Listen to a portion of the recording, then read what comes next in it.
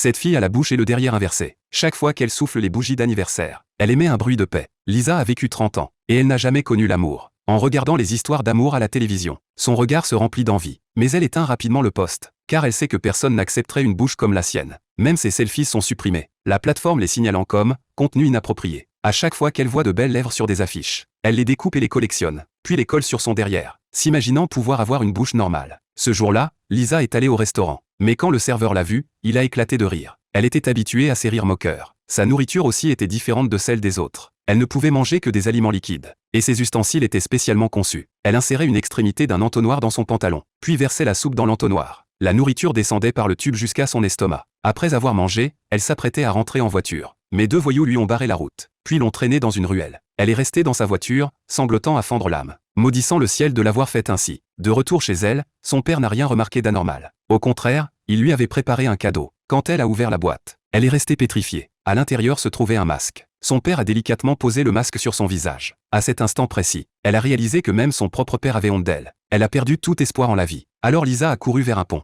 décidée à mettre fin à cette existence misérable. Mais terrassée par le chagrin, elle s'est effondrée au sol. Cette nuit-là, un homme est également venu sur le pont pour en finir. C'est alors que le téléphone de Lisa a sonné. Jacques a sursauté au bruit de la sonnerie. Et Lisa s'est réveillée. Quand Jacques a vu son visage, il est resté figé. Lisa pensait l'avoir effrayé. Mais contre toute attente, Jacques est tombé amoureux d'elle au premier regard.